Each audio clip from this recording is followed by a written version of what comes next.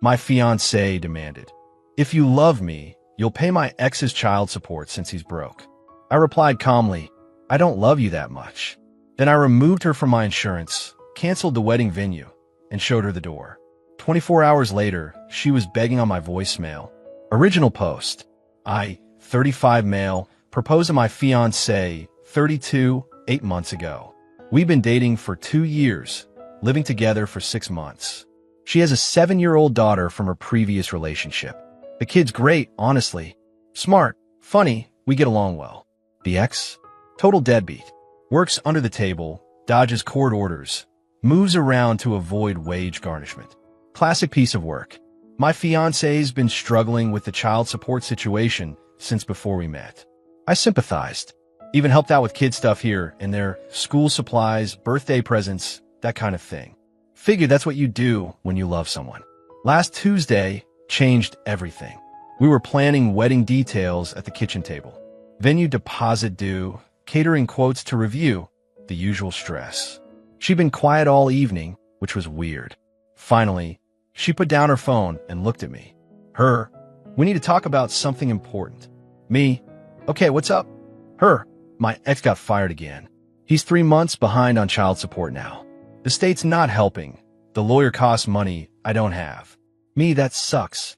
What's the court saying? Her, that's not the point. Look, once we're married, we'll be a family unit, right? You'll legally be her stepfather. Me, yeah, that's kind of how it works. Her, so you should start contributing to her support now. Get ahead of it. I blinked. I already help out. I bought her that tablet for school, paid for summer camp. Her, no, I mean the actual child support. The $850 a month her dad owes. Took me a second to process that. You want me to pay your ex's child support?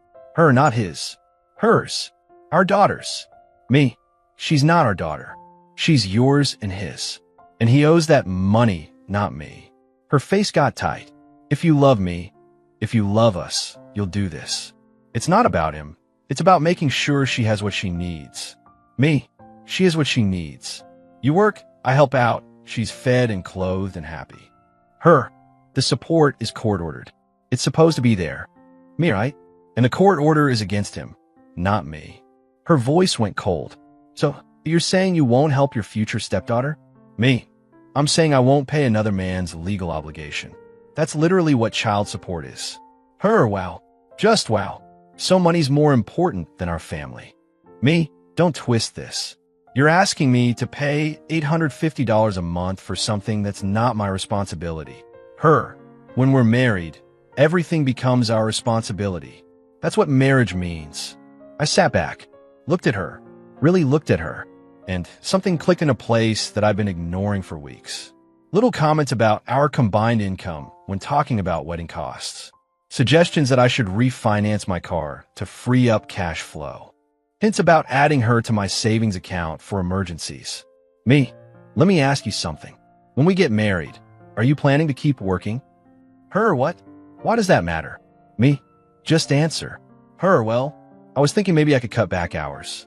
Focus on being home more for her. You make enough for all of us. And there it was.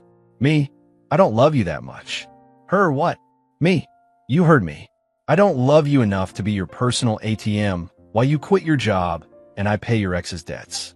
Her face went red. Are you serious right now? We're getting married in 4 months. Me, no, we're not.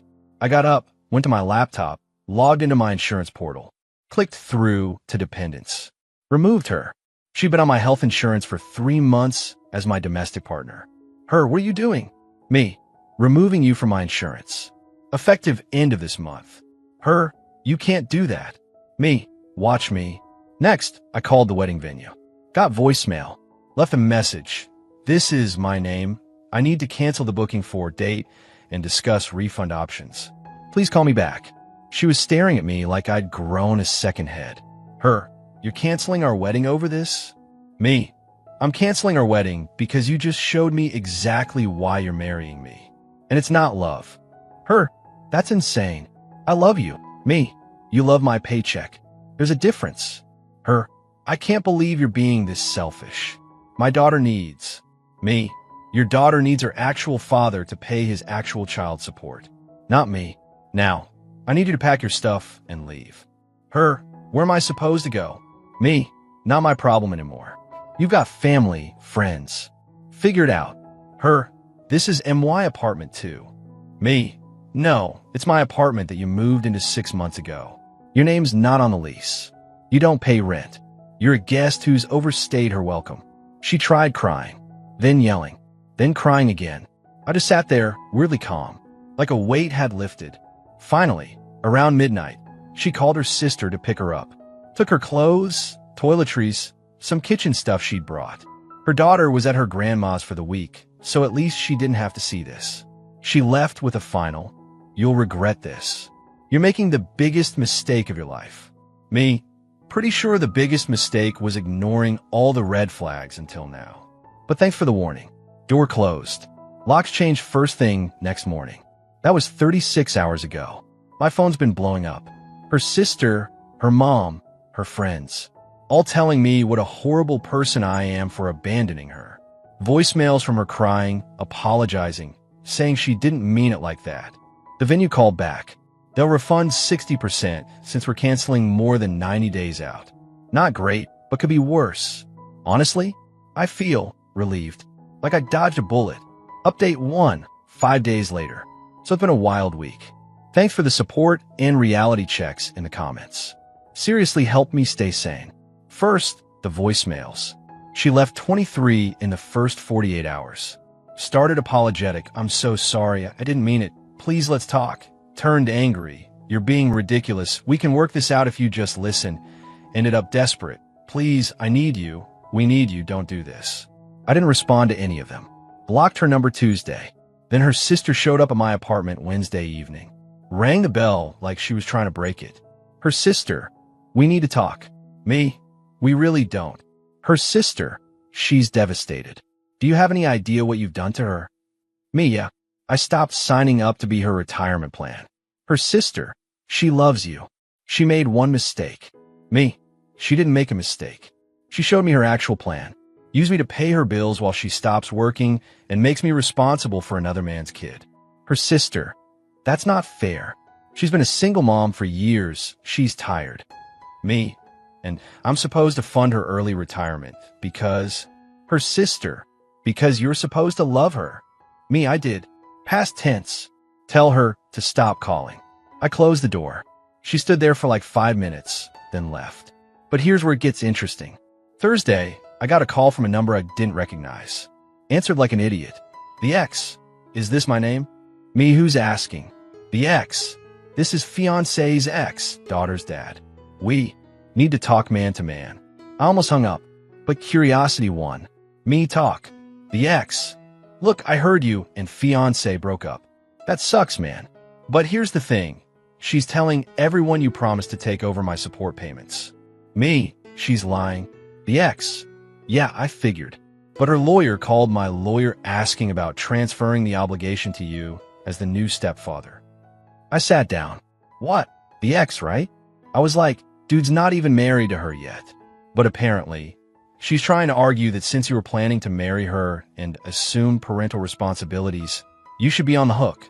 Me, that's not how any of this works." "The ex, I know." My lawyer laughed her off, but thought you should know she's trying. Me, "Why are you telling me this?" "The ex, because if she's crazy enough to try pinning my debt on you, she's crazy enough to come after you for other stuff. Watch your back, man. She tried this with her ex before me too." Me, "Wait, what?" "The ex. You're not her first rodeo. There was a guy before me. She got pregnant while they were engaged. He found out it wasn't his, bounced. Then me. Now you.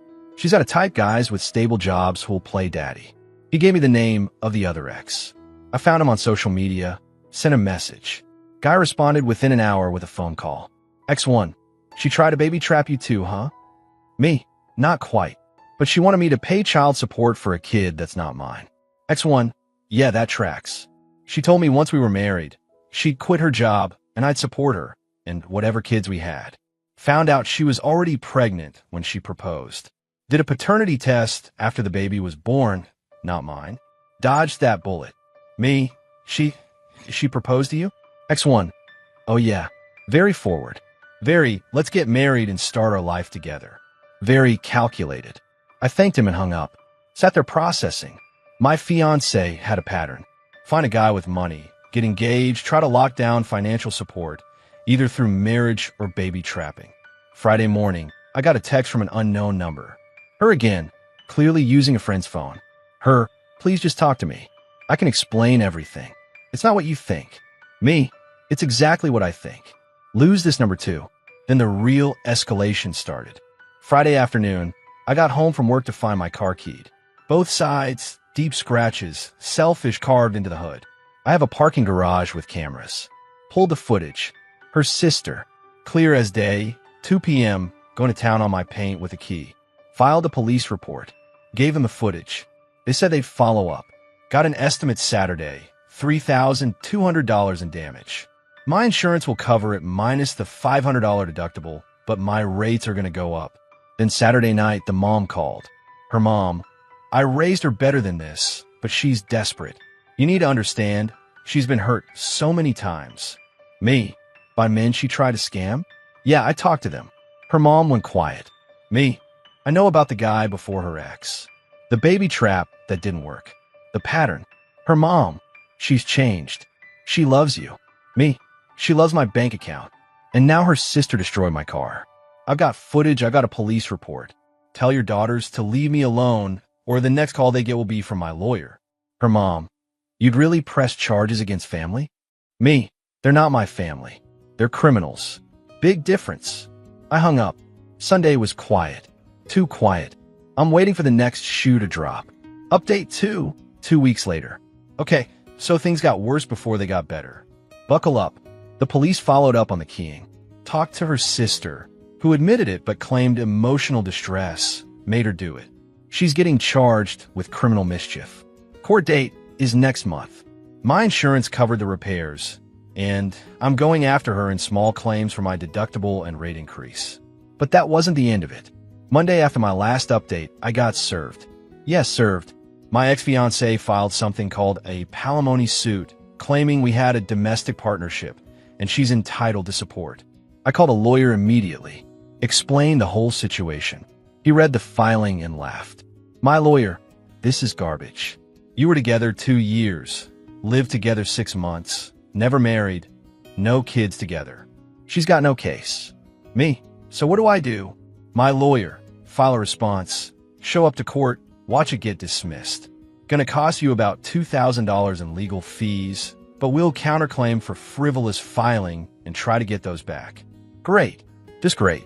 Tuesday, she showed up at my work. Security called me, said someone was in the lobby asking for me, getting aggressive when they said I was busy. I went down. She looked rough, hadn't slept, mascara smudged, same clothes from the photos on her profile the day before. Her, please, just 5 minutes. Me, I'm working. Leave. Her, I withdrew the suit, okay? I shouldn't have filed it. I panicked. Me, you withdrew it? Her, this morning. Check with your lawyer. It's done. My lawyer confirmed an hour later. She'd filed a withdrawal, but he still charged me $800 for the work already done. Wednesday, I got a letter from the State Child Support Enforcement Office. Apparently, she filed a claim stating I was the father of her daughter, requesting DNA testing and support order. I called them immediately. Me, I'm not the father. I've never claimed to be the father. We're not even together anymore. Caseworker, sir, the mother has filed a claim. We're required to investigate. You'll need to come in for DNA testing. Me, fine.